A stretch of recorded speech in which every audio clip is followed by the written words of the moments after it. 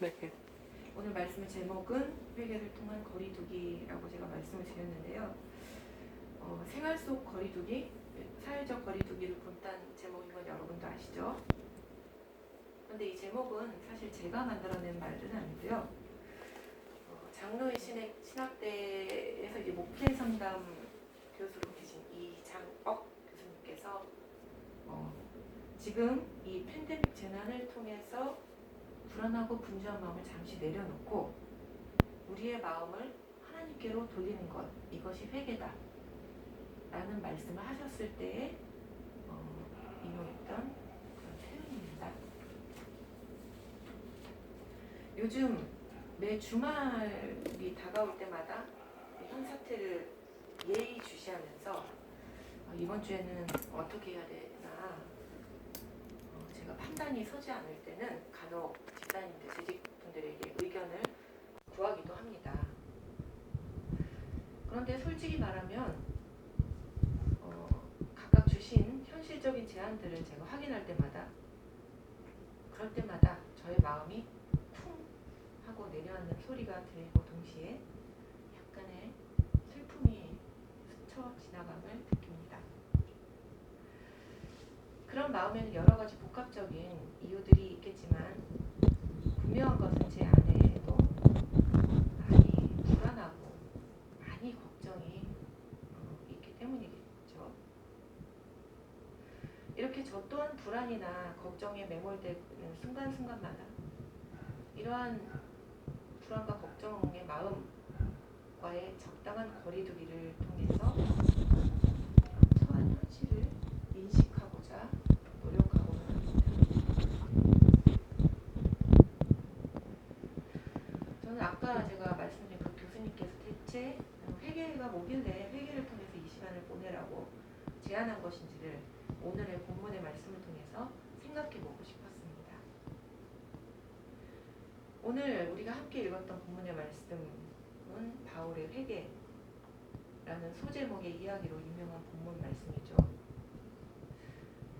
원죄보다 원복의 개념을 선호하는 우리의 입장에서 이 회개라는 말 자체는 우리에게 거부감을 줄 수 있습니다.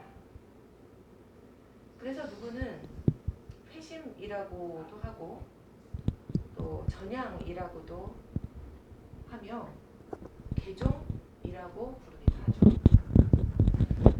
여하튼 오늘 저는 회개, 바울의 회개로 통일하겠습니다만 이에 대해 우리에게 의미 있는 통찰을 줄 만한 글을 소개하고자 합니다.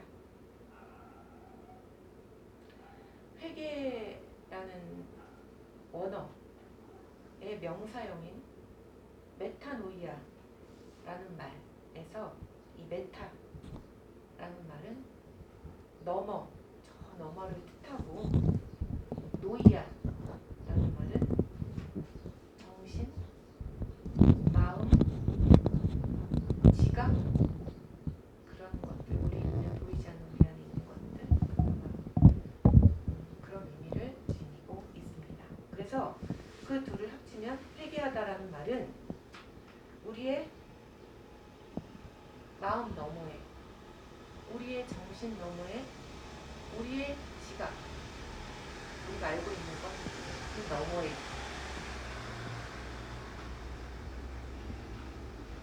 그 무엇을 의미하는 것이죠. 쉽게 말하면 우리가 이제껏 기존에 생각했던 방식에서 달리 생각해보기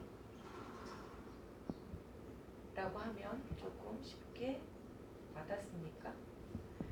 그래서 회개를 흔히 이전의 생각이 180도 바뀌어서 전혀 새롭게 됨을 말하는 이유이기도 합니다. 그동안의 삶을 예를 한번 제가 들고 들어갈게요.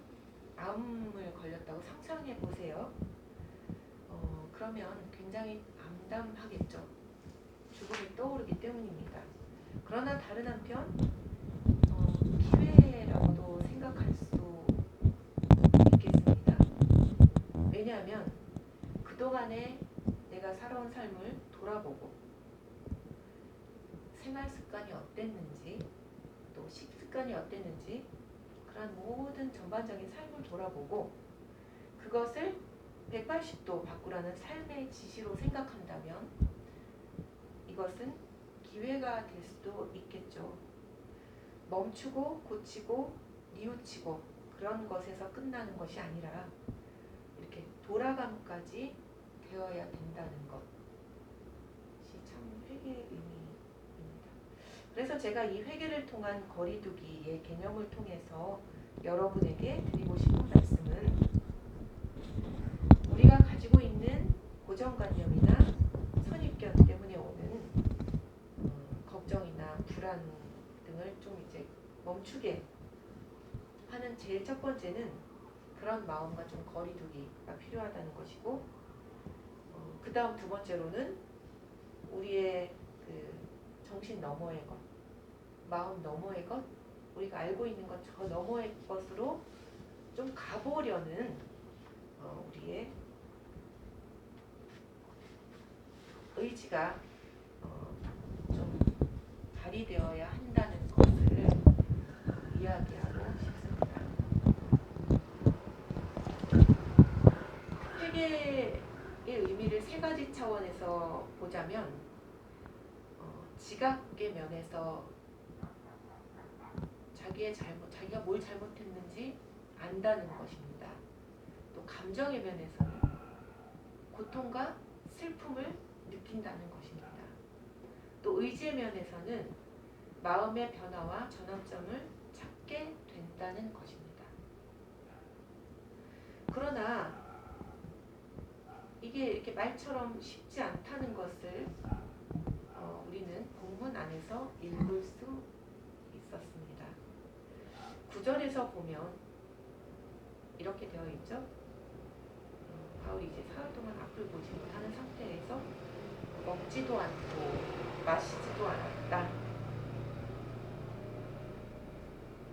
이 바울이 경험한 회개의 과정으로 들어가는 데 벌어진 이 일에 대해서 누군가는 이 기간이 예수의 죽음과 부활의 3일을 떠올리게 한다고도 하였지만 진정 한 인간의 내적 변화를 이루기 위해서는 죽어야 된다는 것.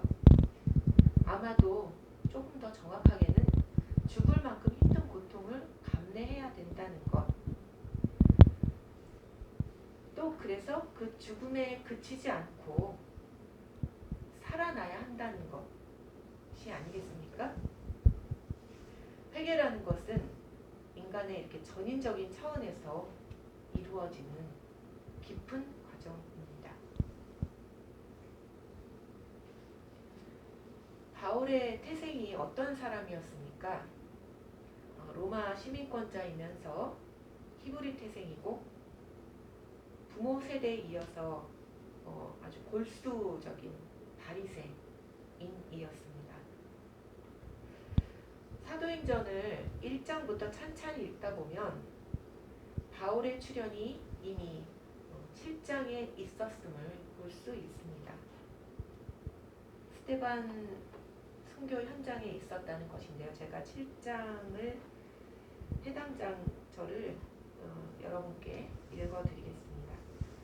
사람들은 귀를 막고 큰 소리를 지르고 일제히 스데반에게 달려들어서 그를 성 밖으로 끌어내어 돌로 쳤다. 증인들이 옷을 벗어서 사울이라는 청년의 발 앞에 두었다.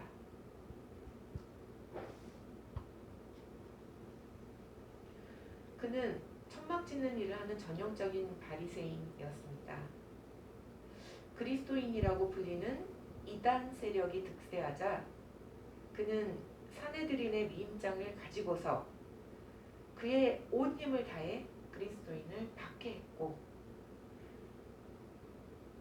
이것이 그에게는 어쩌면 하나님과 율법을 대하는 최선의 마음이라고 생각하면서 그렇게 했을 것입니다. 그도 그럴 것이 그의 부모와 또 그의 또 부모 그리고 그의 스승과 또 그 스승에게 물려받고 이어져 내려온 그런 어떤 원칙들 가운데 그들은 그것밖에는 몰랐을 것입니다. 그렇죠. 다만 죄가 있다면 그것밖에는 몰랐다는 것. 정확히 지난주 딱 오늘 이 시간 정도 너무나 통탄할 소식이 우리 앞에 들렸습니다. 지금은 노인이 되신 손영미 마포 평화의 우리 집 소장 사망 소식이 바로 그것이었습니다. 이어 더 기가 막히고 분노할 사안은 곽상도 윤미향 의원뿐만 아니라 고인에 대한 음모론을 제기하고 있었습니다. 그는 지속적으로 윤 의원이나 정 의원에 대한 마구잡이 폭로를 이어온 추태를 벌여왔고, 이것은 과거 최악의 조작 사건인 강기훈 유서 대필 조작 사건을 떠올리게 한다고들 많이 이야기를 하고 있죠. 그 조작 사건을 주도하다시피 했던 자가 또다시 똑같은 식으로 이를 전개해 나가려는 그러한 것을 보면서 그것밖에는 모르는 삶이 얼마나 위험한가를 생각해 봅니다. 우리 안에는 이런 모습이 없을까요? 그것밖에는 모르는 삶.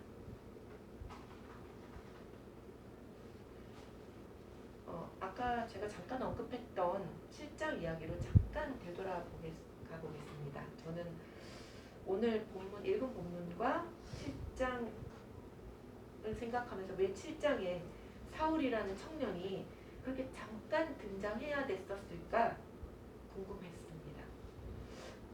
어쩌면 오늘 본문 구장에서 본 것처럼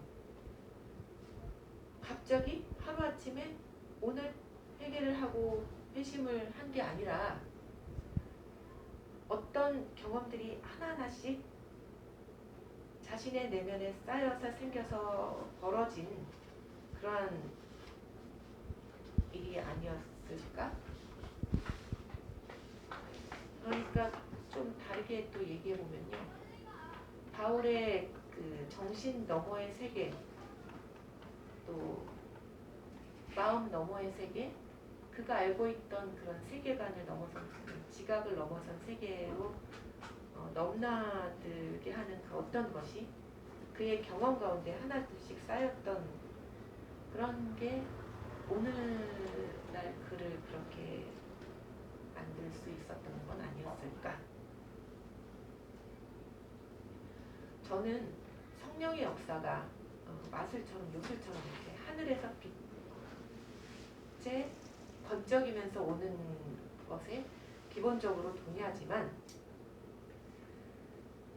성령에 의해서 만들어진 초대에 응답하는 우리의 의식적, 무의식적 선택에 대해서도 생각해 봅니다. 우리의 앞에 놓인 위기들, 팬데믹이든 그에 따른 우리의 일상의 깨어짐이든 이것이 우리에게 하려는 말이 분명히 있을 텐데요.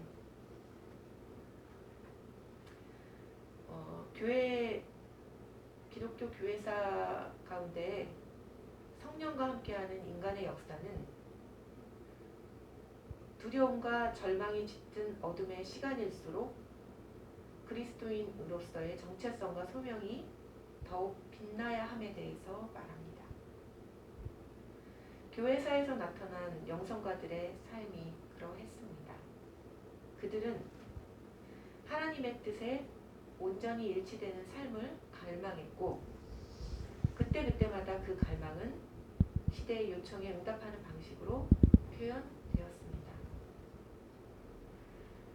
영성가들 가운데 이렇게 오늘날의 전염병처럼 예전에도 전염병들이 더러더러 있었을 그 시기에 사람들과 떨어져서 기도 생활을 깊이 하는 중에 영성가로서의 영적 체험을 하는 일도 드물지 않았다고 합니다. 특히 그 예로 로열라의 이냐시오가 그 말레사 동굴로 간 것도 당시에 퍼졌던 흑사병 때문에 예정됐던 길을 갈 수 없었기 때문이었습니다. 하지만 말레사 동굴에서 보낸 1년간의 기도와 신비 체험은 그의 영성 생활의 핵심이 되었습니다. 우리는 지금 성령 강림절 기간을 보내고 있습니다. 오순절 때 제자들에게 성령이 임한 사건, 그리고 그로 인해 교회가 탄생한 것, 그런 의미를 돌아보게 하는 시간입니다. 비록 우리의 삶의 경험이 제한적이어서 아니면 우리의 눈에는 가을보다 더 덮고 있는 비늘이 더 두터워서 내가 아는 것만, 내가 들은 것만, 내 생각만 세상의 전부라고 믿고 싶은 욕구가 더 강렬할 수 있습니다.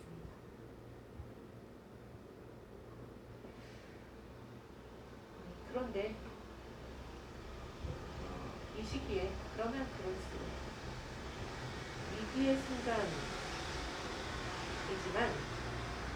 역설적으로 이 시간을 통해 서로의 존재를 더 믿고 의지하는 계기가 되게 하려면 우리는 우리의 그 정신 너머에, 마음 너머에, 지각 너머에 존재하는 것들을 온 마음을 열고 수용해보는 그런 시간이 되었으면 좋겠습니다. 어떻게 할지 몰라서 걱정하는 아나니아에게 속삭여 주셨던 주님의 말씀을 굳게 믿으면서 말입니다. 가거라, 그는 내 이름을 이방 사람들과 왕들과 이스라엘 자손 앞에 가지고 갈 내가 택한 내 그릇이다. 우리의 곁에서 선한 영은 늘 우리에게 너는 내가 택한 내 그릇이라는 속삭임을 하고 계십니다. 거기에 여러분은 어떻게 응답하시겠습니까? 다 같이 침묵으로 기도하시겠습니다.